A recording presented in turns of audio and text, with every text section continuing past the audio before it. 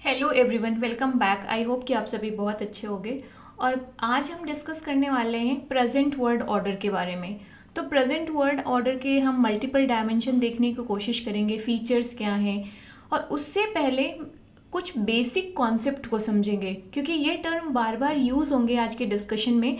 और अगर इनकी मीनिंग आपको क्लैरिटी नहीं है, इनका कॉन्सेप्ट क्लियर नहीं है, तो आपको प्रेजेंट वर्ड ऑर्डर को समझना थोड़ा सा टफ हो जाएगा।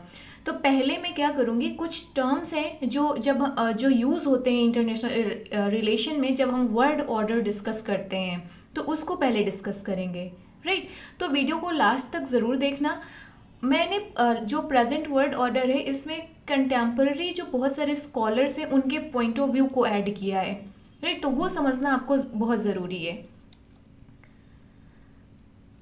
तो सबसे पहले हम समझेंगे कि व्हाट इज़ पोलैरिटी। राइट। जैसे कहते हैं ना, बाईपोलर, यूनिपोलर वर्ड है, मल्टीपोलर वर्ड है, ये कई सारे टर्म यूज़ किए जाते हैं। राइट। यहाँ पर आप ये देख रहे हो वर्ड ऑर्डर को डिफाइन करने के लिए। तो ये पोलैरिटी क्या चीज़ है, हम ये पोलर बाद में क्यों लगाते हैं।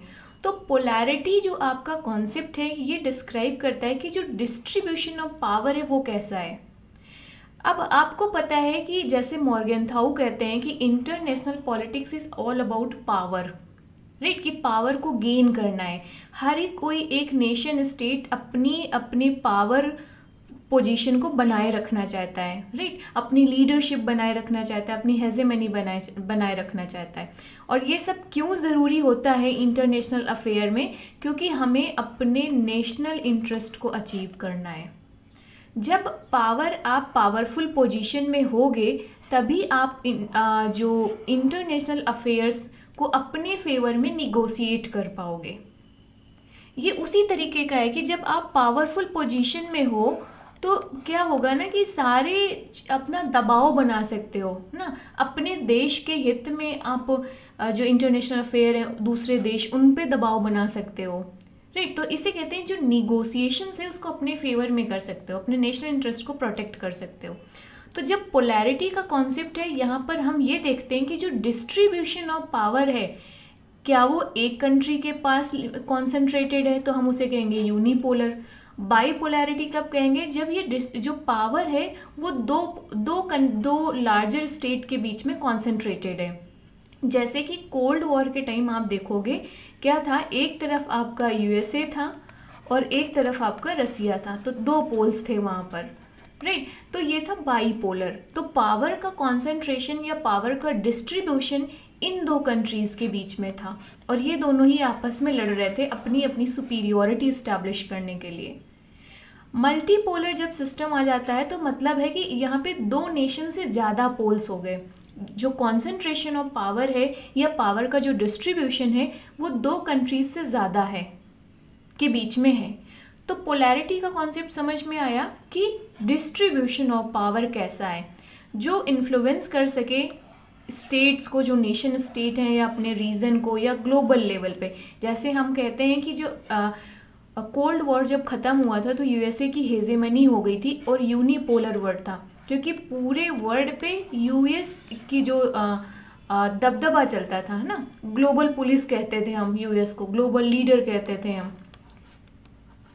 तो यहाँ पर सबसे ज़्यादा इम्पॉर्टेंट चीज़ हम देखते हैं कि ये पावर डायनेमिक्स कैसे चेंज हो रही हैं और उसी के आधार पर ये नाम दिए जाते हैं वर्ड ऑर्डर के। Unipolar word, bipolar word, multipolar word. Right. कि अब ये पावर डायनेमिक्स कैसे कैसे चेंज हो रही हैं। तो इतना बेसिक सी चीज़ आपको समझ में आई। तो इतना अगर बेसिक आपको समझ में आ गया है तो फर्दर चलते हैं, हम वन बाय वन ये बाईपोलर, यूनिपोलर है, मल्टीपोलर को डिस्कस कर लें। इसके बाद से हम लोग प्रेजेंट वर्ड ऑर्डर की कैरेक्टरिस्टिक देखते हैं। तो बाईपोलर वर्ड ऑर्डर का कब था, कैसे था। तो बाईपोलर वर्ड से अब तो ये समझ में आ गया होगा कि जो पावर डायनेमिक्स थी इसमें टू मेजर एक्टर्स थे, USA and USSR. During cold war था ये। Right. So cold war period के दौरान पे जो वर्ल्ड में दो लीडर्स थे, अगर हम सिंपल भाषा में गए तो जो पावर डायनेमिक्स थी उसके दो मेन एक्टर थे, एक यूएसए एक यूएसएसआर। तो डिस्ट्रीब्यूशन ऑफ पावर दो कंट्रीज़ के बीच में जनरली देखने को मिलता है। इनके अपने अपने अलायंसेस थे, ग्रुप थे, राइट। सो इंटरनेशनल थ्योरिस्ट जो बाईपोलरिटी का टर्म यूज़ करते हैं, ये इंटरनेशनल अफेयर की वो कंडीशन दिखाता है जहाँ पर टू सुपर पावर्स हैं, राइट, दो सुपर पावर डोमिनेट करती हैं। अब ये मतलब ग्लोबल लेवल पे जो अफेयर्स होते हैं, जो ट्रिटीज़ होंगी, राइट, इंटरनेशनल जो कंट्रीज़ हैं वो आपस में कैसे इंटरेक्ट करेंगी, उनके रिलेशन को ये दो पावर इन्फ्लुएंस करती थी। जैसे फॉर एग्जांपल हम अभी ये देख लेते हैं कि टेररिज्म को कैसे डील करना है, राइट। तो दो सुपर पावर हैं, तो इन दोनों कोशिश करेंगे कि हमारे हिसाब से टेररिज्म को कंटेन किया जाए, इससे लड़ाई की जाए, राइट। तो बाईपोलैरिटी समझ में आई। इसका टाइम पीरियड क्या था? During cold war. फिर आप देखोगे आगे चलकर कि जब कोल्ड वॉर ख़त्म होता है, end of the cold war होता है, और end of the cold war का सबसे इम्पॉर्टेंट कैरेक्टरिस्टिक क्या थी? जहाँ पर जो आपका यूएसएसआर था, राइट, जो यूएसएसआर था इसका डिसइंटीग्रेशन हो जाता है, कोलैप्स हो जाता है ये ग्रुप, जो यूएसएसआर का ग्रुप था। तो जब ये ग्रुप कोलैप्स होता है तो आप देखेंगे कि यहाँ पर सिर्फ एक सुपर पावर बचेगी, और वो एक सुपर पावर कौन सी बचती है? आपकी यूएसए। तो इसे यूनिपोलर वर्ल्ड स्कॉलर्स ने नाम दिया, जो इंटरनेशनल थ्योरिस्ट थे। तो international politics and international system में एक डोमिनेटिंग स्टेट बचता है। अब ये डोमिनेशन हर एक क्षेत्र में आएगा, आपका economic, social, cultural, military dimensions में, टेक्नोलॉजिकल डायमेंशंस में, राइट। अब मैंने ऑलरेडी बता दिया कि end of the cold war, जहाँ पर सोवियत यूनियन का कोलैप्स हो जाता है, डिसइंटीग्रेशन होता है, जो अलायंस था सोवियत यूएसएसआर वाला, वो कई सारे छोटे छोटे ग्रुप में डिवाइड हो जाता है, और बहुत सारे कंट्रीज तो डेमोक्रेसी अडॉप्ट कर लेते हैं कम्युनिज्म को छोड़ के, राइट। तो पूरे ग्लोबल लेवल पे यूएसए एक सिंगल पावरफुल नेशन के रूप में इमर्ज होता है, जिसे सुपर पावर कहा गया, राइट। और इसी सुपर पावर को जो हमारे इंटरनेशनल रिलेशन के स्कॉलर्स हैं, उन्होंने यूनिपोलर वर्ल्ड नाम दिया, उस टाइम जो इंटरनेशनल अफेयर का नेचर था। तो यहाँ पर जो यूएसए था, आप देखोगे कि हर एक डोमेन में डोमिनेट करेगा, चाहे वो इकोनॉमिक अफेयर हो, चाहे वो मिलिट्री अफेयर हो, चाहे वो पॉलिटिकल इन्फ्लुएंस हो, चाहे वो कल्चरल इन्फ्लुएंस हो, राइट। आप दूसरा देखोगे कि जो यूएस डॉलर है, तो इकोनॉमी में यूएस एक डोमिनेंट रिजर्व करेंसी बन जाती है, राइट। पूरी वर्ल्ड मार्केट डॉलर के हिसाब से चल रही है, और इसके बाद से जो अलायंसेस बन रहे हैं उसमें भी पावरफुल पोजीशन हो जाती है यूएसए की, गेटिंग इट। तो आप देखोगे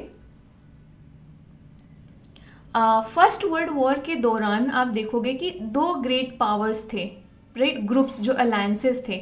जो फर्स्ट वर्ल्ड वॉर आपका 1940 1918 के बीच में लड़ा गया, उसमें दो पावर ब्लॉक्स थे, एक सेंट्रल पावर्स, एक एलाइड पावर्स, राइट। इसके बाद से आप वर्ल्ड वॉर 2 के दौरान भी देखोगे ये जो अलायंस बना था, राइट, जिनके बीच में सेकेंड वर्ल्ड वॉर हुआ था, जो 1939 से 1945 के बीच में हुआ था। यहाँ पे भी आपको दो ग्रुप देखने को मिलेंगे, एक का नाम था एक्सिस पावर, दूसरा का नाम था अलाइज, राइट। तो ये यहाँ पे भी आपको ग्रुपिज्म देखने को मिलेगा। तो यहाँ पर मोटा माटी आपको ये समझ में आ रहा होगा कि यूनिपोलैरिटी क्या है, बाईपोलैरिटी क्या है। अब ये दो कॉन्सेप्ट आपको क्लियर हो गए होंगे। अब चलते हैं नेक्स्ट कॉन्सेप्ट में, दैट इज मल्टीपोलर वर्ल्ड। तो जब यूनिपोलर वर्ल्ड आपका था, जब यूएसए की हेजेमनी हो जाती है आफ्टर, जब कोल्ड वॉर एंड होता है, right, end of cold war, इसके बाद से जब यूएसए की हेजेमनी होती है, प्रेजेंट टाइम पे आप देखोगे कि यूएस की जो ये हेजेमनी थी, जो USA as a super power था, इसकी ये पावर धीरे धीरे कम होती है, डिक्लाइन होती है। इसे बोलते हैं डिक्लाइन ऑफ यूएस हेजेमनी। अब यहाँ पर जब डिक्लाइन होगा तो उस वक्त जो वैक्यूम क्रिएट होगा उसको कोई तो फिल करेगा के। तो जो अभी प्रेजेंट में जो राइजिंग पावर्स हैं, राइट, जैसे इंडिया, चाइना, ब्राज़ील, जो ब्रिक्स नेशन है, राइट, साउथ अफ्रीका, इन्होंने आकर इस वैक्यूम को फुल किया।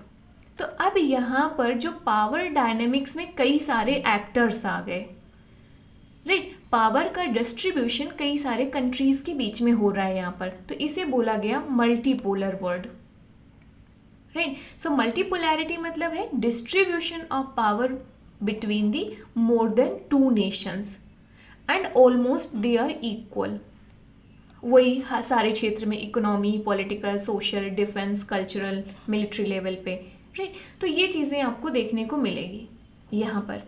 तो मल्टीपोलर, बाईपोलर एंड जो यूनिपोलर था, ये कॉन्सेप्ट अगर आपको समझ में आ गया हो तो हम प्रेजेंट वर्ल्ड ऑर्डर में चलते हैं कि भाई ठीक है, ये समझ में आ गया प्रेजेंट वर्ल्ड ऑर्डर क्या है। कोई कहते हैं नहीं चाइना सुपर पावर बनेगा नेक्स्ट, अभी देख रहे हो ना कैसे लड़ाई चल रही है यूएसए और चाइना के बीच में, जो ट्रेड वॉर चल रहा है।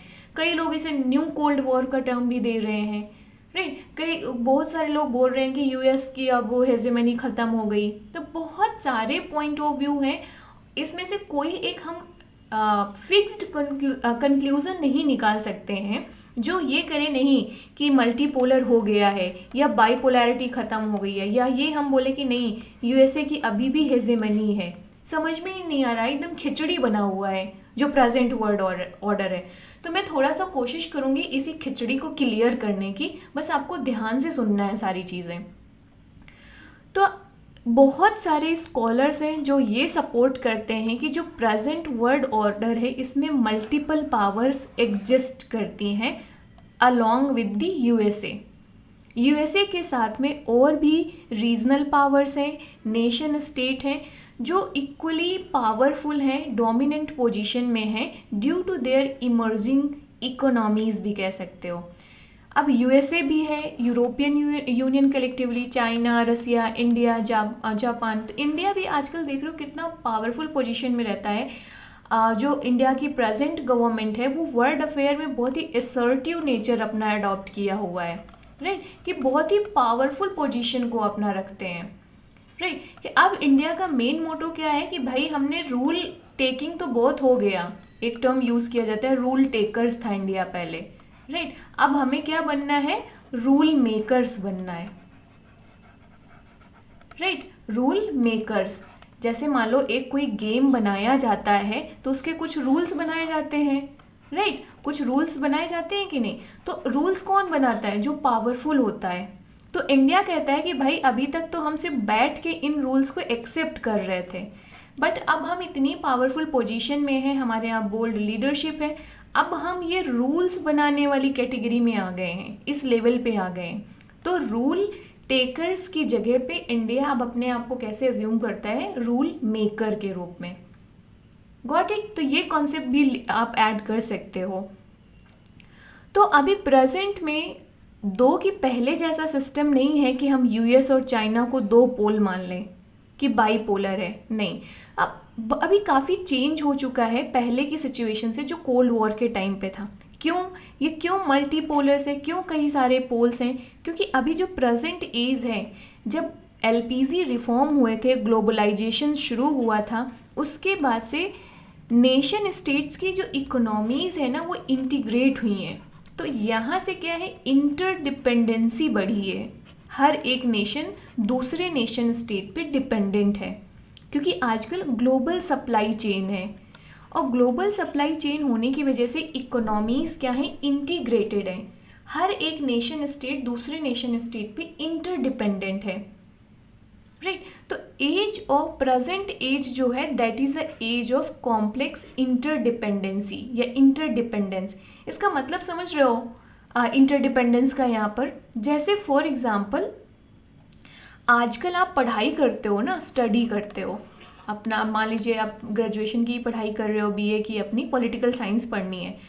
तो पॉलिटिकल साइंस पढ़ने के लिए आप सिर्फ बुक्स में ही तो नहीं हो कि भाई बस हम बुक्स से पढ़ लिया, पहले ऐसे होता था। आजकल एक नई चीज़ चल रही है, ऑनलाइन रिसोर्सेस। आप इग्नू के नोट्स डाउनलोड करोगे, यहाँ पे मेरा लेक्चर्स देखने आए हो, किसी और का लेक्चर देखोगे, खान सर का लेक्चर देखोगे, राइट, किसी और का जाके यूट्यूब वीडियो देखोगे।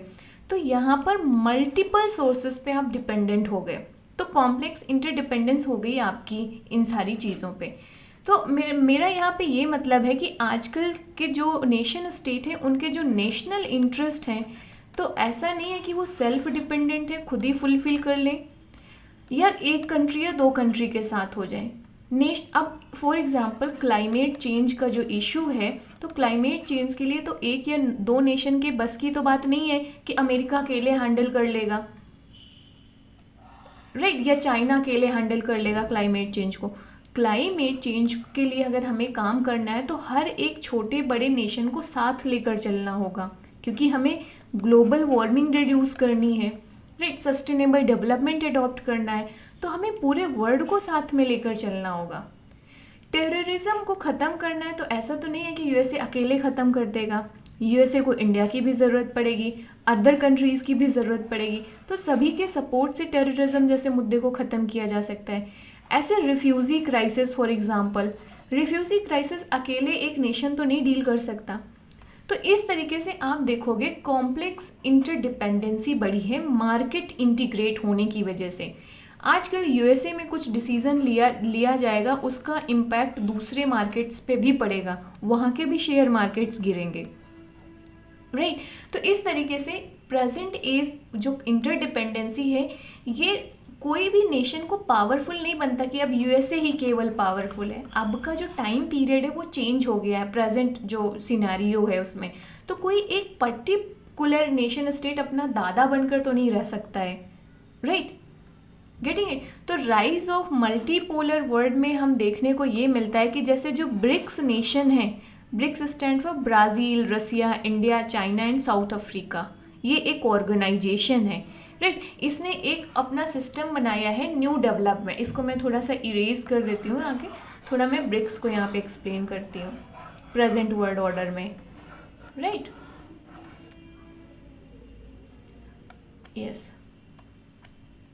तो ब्रिक्स जो नेशन है, Brazil, Russia, India, China and South Africa, यहाँ पे क्या है, ये सारे इमर्जिंग नेशंस हैं जिनकी इकोनॉमीज़ ना काफ़ी स्ट्रॉन्ग है कलेक्टिवली, अगर यूएसए के कंपैरिजन में देखा जाए। तो इसने एक न्यू डेवलपमेंट बैंक इस्टेब्लिश की है, न्यू डेवलपमेंट बैंक। तो न्यू डेवलपमेंट बैंक को वर्ल्ड बैंक का एक ऑल्टरनेटिव के रूप में देखा जा रहा है। तो ये कुछ स्कॉलर्स का ये मानना है कि जो चाइना है ना, वो अदर डेवलपिंग कंट्रीज़ के साथ मिलकर एक ऑल्टरनेटिव मॉनेटरी सिस्टम्स क्रिएट कर रहा है। तो इस तरीके से चाइना चैलेंज कर रहा है यूएस का जो डोमिनेंस था इकोनॉमिक अफेयर पे। तो there are a rise of multipolar world, तो यहाँ पर भी यूएस का जो अपना दबदबा था वो भी रिड्यूस होता है, गेटिंग इट। तो इस तरीके की चीज़ें आपको प्रेजेंट वर्ल्ड में देखने को मिलेगी। तो मैं यहाँ पे ये 5 वर्ड हैं जो बहुत इस्तेमाल होते हैं प्रेजेंट वर्ल्ड ऑर्डर में, that is a global interdependence. मैंने आपको डिटेल में समझाया अभी ये ग्लोबल इंटरडिपेंडेंस क्यों है, क्योंकि ग्लोबलाइजेशन का टाइम है और ग्लोबलाइजेशन के टाइम पे इकोनॉमीज़ इंटीग्रेटेड हैं, जो सप्लाई चेन है। अब ये इसका आइडिया आपको तभी लग गया होगा जब कोविड के टाइम पे लॉकडाउन लगे थे। इवन ऐसा नहीं कि इंडिया में ही सिर्फ लॉकडाउन लगा था, इंटरनेशनल लॉकडाउन भी था। मतलब एक कंट्रीज़ दूसरे कंट्रीज़ में जो मूवमेंट था लोगों का वो भी स्टॉप हुआ था, ब्लॉक किया गया था, राइट। तो उसकी वजह से हमारे जो ये सप्लाई चेन थी ना वो कितनी गड़बड़ हो गई थी। बहुत सारे कंट्रीज़ पे ड्रग्स की सप्लाई नहीं हो पा रही थी, फूड की सप्लाई नहीं हो पा रही थी, राइट। इवन जो लेबर फोर्स थी वो भी कम हो रही थी। तो इस जो कोविड-19 के दौरान देखा गया कि आज जो वर्ल्ड है वो कितना इंटरडिपेंडेंट है सभी लोग एक दूसरे पर, और इस इंटरडिपेंडेंसी में अगर थोड़ी बहुत भी डिसबैलेंस हुआ ना तो बहुत सारे कंट्रीज़ को इसका जो कॉन्सिक्वेंसेस है वो फेस करने होंगे। सेकेंड एक वर्ड का यूज़ होता है that is rising powers present world order में। मतलब अब यूएसए की हेजेमनी को चैलेंज करने के लिए बहुत सारे नए पावर्स इमर्ज हो रही हैं। भाई आपका जो रसिया था वो तो डिसइंटीग्रेट हो गया था आफ्टर कोल्ड वॉर, कोलैप्स हो गया था, राइट, वीक हो गया था। तो भाई यूएस की दबदबा हो गया, दादागिरी चलने लग गई। प्रेजेंट वर्ल्ड ऑर्डर की एक इम्पॉर्टेंट कैरेक्टरिस्टिक ये है कि बहुत सारे नए पावर्स इमर्ज हो रहे हैं जो यूएस की हेजेमनी को चैलेंज कर रहे हैं। अब हेजेमनी मतलब वही कि वर्ल्ड अफेयर को शेप करने की जो पावर होना। हेजेमनी में बार बार टर्म कर रही हूँ, यूज़ कर रही हूँ, शायद आपको नहीं पता हो ये कॉन्सेप्ट, तो मैं थोड़ा सा एक्सप्लेन कर दूँ। हेजेमनी का मतलब होता है कि जो वर्ल्ड अफेयर है ना, जो इंटरनेशनल पॉलिटिक्स है, इसको शेप करने की एबिलिटी रखता हो। तो यूएस इतना पावरफुल था हर एक मायने में कि ये वर्ल्ड अफेयर या इंटरनेशनल सिस्टम को अपने हिसाब से शेप करता था, कि हमें कहाँ वॉर करना है, किस कंट्री को इकोनॉमिक एड देना है, किसको नहीं देना है, किसको हराना है, किसको जिताना है, इस तरीके से। तो एक तरीके से हम कह सकते हैं कि यूएसए क्या था, अंपायर था ग्लोबल लेवल पर। और कोई भी गेम होता था, मतलब जो इंटरनेशनल समिट्स होती हैं, नेगोशिएशंस होते हैं, उनको हम गेम अगर समझ लें तो उस गेम में कौन पार्टी को विनर रखना है, किसको लूजर बनाना है, ये यूएसए तय कर सकता था। और यूएसए डिसाइड कर सकता था, इस चीज़ का आउटकम अपने हिसाब से निकाल सकता था कि कौन जीतेगा कौन हारेगा, लाइक दैट। इतनी इसकी क्षमता थी। तो अभी प्रेजेंट में जो राइजिंग पावर्स हैं, जैसे China, India, Brazil, right, south America और साउथ अफ्रीका, ये राइजिंग पावर्स हैं। तो इनकी जो इकोनॉमी है ना, काफ़ी पावरफुल हो चुकी है। अब यूएसए अकेले अंपायर नहीं है ग्राउंड पे कि जो डिसाइड करेगा कि टीम ए विनर है या टीम बी विनर है। ये लोग क्वेश्चन करेंगे, इसको चैलेंज करेंगे। तो यूएसए को मानना पड़ेगा ये सारी चीज़ें, राइट, क्योंकि इनकी ये इंटरडिपेंडेंसी है भाई। अगर यूएसए अपनी दादागिरी चलाएगा तो बाकी कंट्रीज़ तो फिर कोऑपरेट नहीं करेंगे यूएसए के साथ में। और अगर आपको सस्टेन करना है तो आपको इन कंट्रीज़ का कोऑपरेशन चाहिए होगा ना, नहीं तो ये कंट्रीज़ दूसरे के साथ जाके ग्रुपिज्म कर लेंगे, अलायंस बना लेंगे और मिलकर यूएसए को हराएंगे। तो rising powers present world order का एक इम्पॉर्टेंट कैरेक्टरिस्टिक है, जो चैलेंज कर रहा है, जो शेप कर रहा है प्रेजेंट वर्ल्ड ऑर्डर को। नेक्स्ट, इसीलिए एक टर्म यूज़ होता है, end of American hegemony. Hegemony का कॉन्सेप्ट मैंने आपको एक्सप्लेन किया, क्या था कि वर्ल्ड अफेयर को शेप करने की क्षमता रखना। कि जो यूएसए था ये ग्लोबल अंपायर था और इसके पास इतनी क्षमता थी कि ये डिसाइड कर सकता था कि कौन पार्टी, कौन सा ग्रुप विनर रहेगा, कौन लूज़र रहेगा, राइट। तो ये बहुत ज़रूरी था। तो end of American hegemony present world order का एक इम्पॉर्टेंट एस्पेक्ट है।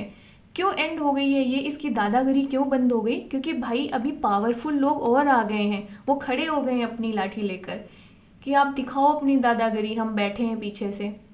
तो इस यूएसए की भी तो बहुत सारी वीकनेसेस हैं। जो यूएस की मार्केट है वो भी तो वर्ल्ड लेवल पे डिपेंडेंट है। यूएस की जो मार्केट है वो ग्लोबल सप्लाई चेन से इंटरलिंक्ड है।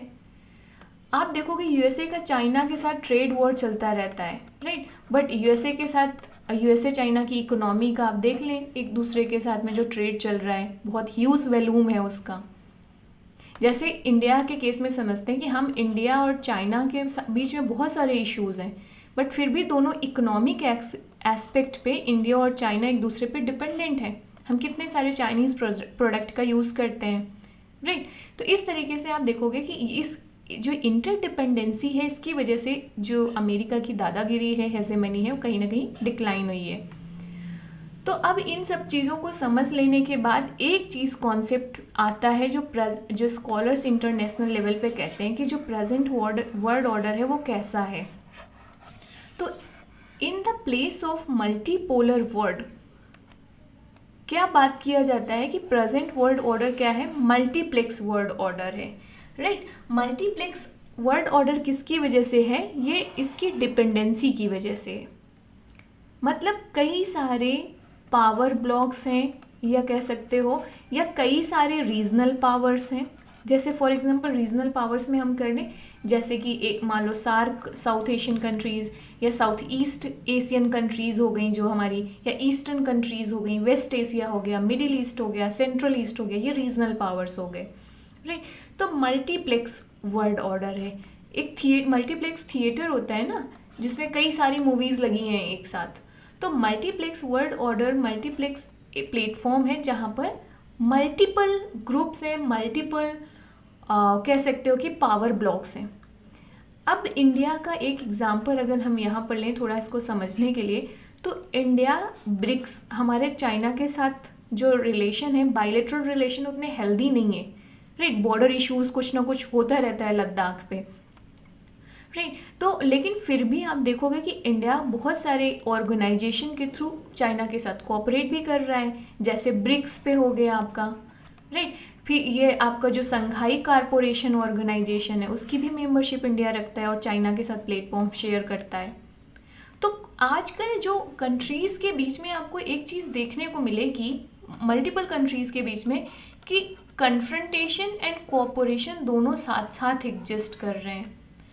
कन्फ्रंटेशन मतलब इश्यूज़ हैं, झगड़े हैं एक दूसरे के साथ में। जैसे मान लीजिए इंडिया चाइना का ही देख लेते हैं, तो कन्फ्रंटेशन हमारे बॉर्डर इश्यूज़ को लेकर है, या जो बेल्ट रोड इनिशिएटिव, चाइना ने एक बेल्ट एंड रोड इनिशिएटिव जो प्रोजेक्ट है चाइना का, इंडिया इससे एग्री नहीं करता, इंडिया इसको सपोर्ट नहीं करता और इंडिया ने इसे ज्वाइन भी नहीं किया है, राइट। लेकिन हम फिर भी कोऑपरेट कर रहे हैं ब्रिक्स पे, संघाई कारपोरेशन ऑर्गेनाइजेशन पे, गेटिंग इट। तो एक टर्म यूज़ होता है कि जहाँ पर कॉम्पिटिट कर सकते हो करो, और जहाँ पर कोऑपरेट कर सकते हो वहाँ पे कोऑपरेट करो, क्योंकि नेशनल इंटरेस्ट के लिए ये ज़रूरी है।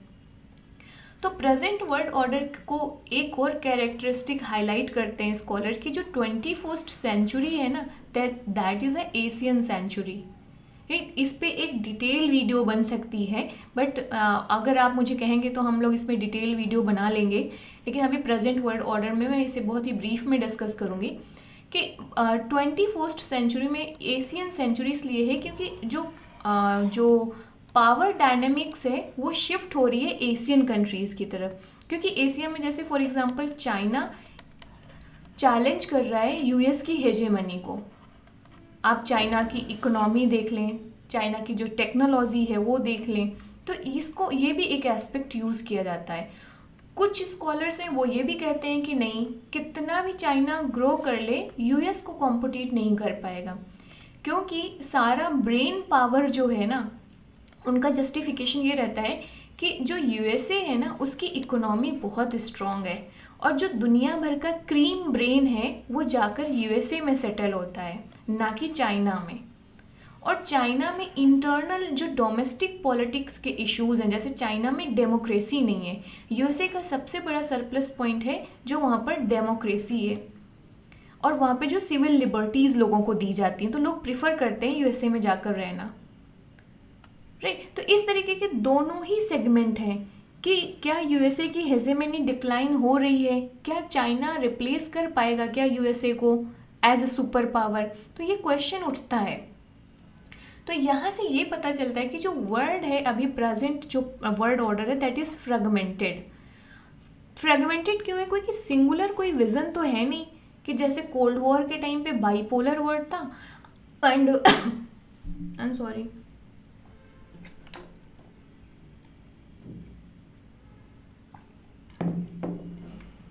तो बाईपोलर टर्म था। हाँ, कोल्ड वॉर के दौरान आप देखोगे कि बाईपोलर था, इसके बाद से कोल्ड वॉर जब ख़त्म होता है तो उसके बाद से यूएस सुपर पावर बन जाता है, तो यूनिपोलर हो गया। प्रेजेंट वर्ल्ड ऑर्डर में समझ बहुत ही कॉम्प्लिकेटेड, जैसा मैंने ऑलरेडी किया कि जैसे खिचड़ी ना, तो मल्टीप्लेक्स तो समझ में आ गया। तो वर्ल्ड इज़ फ्रेगमेंटेड बहुत सारी चीज़ों में। कुछ लोग कहते हैं कि नहीं, यूएस की हेजेमनी डिक्लाइन हो रही है और 21st सेंचुरी एशियन सेंचुरी है। दूसरा एक सेगमेंट कहते हैं कि नहीं, चाइना कितना भी अभी ग्रो कर ले, अभी कहीं भी स्टैंड नहीं करता यूएसए के सामने, उनके अपने जस्टिफिकेशन है। तो ये हम कभी एक डिटेल वीडियो में अलग से चर्चा करेंगे इस बात पे। और दूसरा इम्पॉर्टेंट, प्रेजेंट टाइम के चैलेंजेस क्या देखने को मिल रहे हैं, जो डोमेस्टिक पॉलिटिकल का डोमिनेंस है, राइट। जैसे मान लीजिए इंडिया में अपना एक फंडामेंटलिज्म जो डेवलप हो रहा है, तो ये बहुत ज़रूरी है कि लोग अपने, जैसे अमेरिका, जब ट्रम्प गवर्नमेंट थी अमेरिका में, तो एक स्लोगन चलता था अमेरिकन फर्स्ट।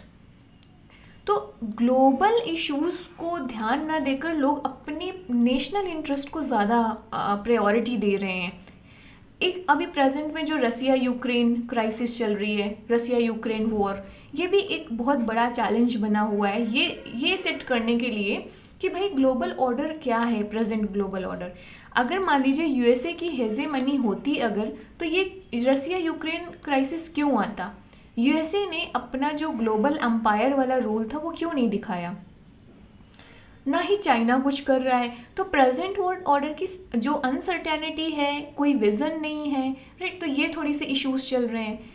तो जो न्यू इरा है अभी प्रेजेंट में, वो बहुत ही कॉम्प्लेक्स है, कॉन्ट्राडिक्शंस है, और मल्टीप्लेक्स की जो हमने बात करी ऊपर ना, कि जो मल्टीपोलर वर्ल्ड की, तो ये बहुत सारे इश्यूज़ हैं, तो ये सब आप इन सारे जो करंट एग्जाम्पल्स हैं इनके साथ इसे डिस्कस करना। लास्ट में अगर मैं बात करूँ इसकी, तो हाँ, कोविड-19 को ज़रूर मेंशन करना कि कोविड-19 के बाद जो हमारा प्रेजेंट वर्ल्ड ऑर्डर है वो इवन और ज़्यादा फ्रेगमेंटेड हो गया।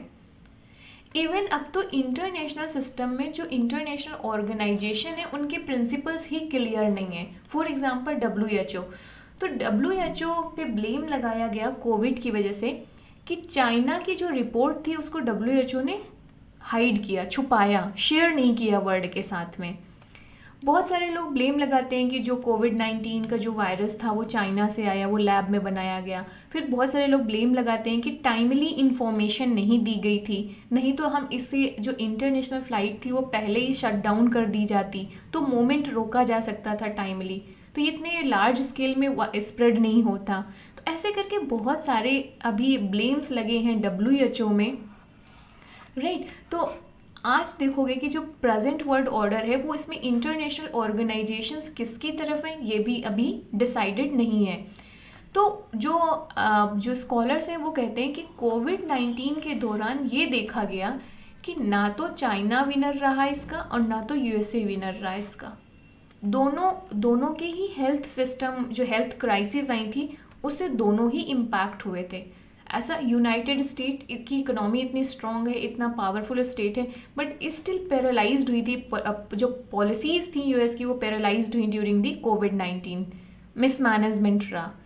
तो ये देखने को मिलता है कि कोविड-19 के दौरान में ना तो चाइना विनर रहा ना तो यूनाइटेड स्टेट। तो ये सुपर पावर है, तो फिर कोविड जैसी चीज़ को क्यों नहीं ये लोग हैंडल कर पाए, राइट। तो इस तरीके से अभी जो न्यू जियो पॉलिटिकल इन्वायरमेंट प्रेजेंट में सेट हुआ है, तो ये बहुत मुश्किल हो गया है डिसाइड करना कि कौन पावरफुल है, किसकी हेजेमनी है। तो जनरली बोला जाता है कि देयर आर मल्टीपल पोल्स जो कॉम्पिटिट भी कर रहे हैं, कोऑपरेट भी कर रहे हैं। ये करके आप इसे कंक्लूड कर सकते हो। और नेक्स्ट जो ये आपका डिक्लाइन ऑफ US हेजेमनी है, इसमें हम लोग डिटेल में चर्चा कर सकते हैं, राइट। कि इसमें 2 सेक्शन हो जाते हैं। एक सेक्शन ऑफ पीपल है जो कहते हैं कि नहीं, US की जो हेजेमनी है वो डिक्लाइन हो रही है, इसके साथ बहुत सारे वो इंडिकेशन, सिम्टम्स, रिपोर्ट देते हैं। दूसरे कहते हैं कि नहीं, अभी जो चाइना है वो कहीं नहीं स्टैंड कर रहा है in front of the USA। तो ये दोनों पॉइंट ऑफ व्यू को हम लोग डिटेल में डिस्कस कर सकते हैं। अगर इस पर वीडियो चाहिए तो मुझे कमेंट में बताना, तो हम लोग एक डिटेल डिस्कशन एक दिन कर लेंगे। तो आई होप सो कि जो प्रेजेंट वर्ल्ड ऑर्डर है उसके कुछ मल्टीपल डायमेंशंस आपको देखने को मिले होंगे यहाँ पर, गेटिंग इट। तो आज की डिस्कशन में गाइज इतना ही। आई होप सो कि आपको पसंद आया होगा आज का discussion, and do comment below कि आज का डिस्कशन कैसा लगा आपको। अगर मेरे कंटेंट आपको हेल्पफुल हो रहे हैं तो please like, share and subscribe my channel, और दूसरों के साथ ज़रूर शेयर करो यार, थोड़ा सा तो सपोर्ट कर दो आप लोग मुझे, क्योंकि इतना हार्ड वर्क लगता है वीडियोस बनाने में और still I am not getting that much subscribers and all. तो थोड़ा सा कंसर्न का इशू है मेरे लिए। I hope you will cooperate with me and support me, guys. Thanks for watching. See you in the next video. Bye bye. Take care.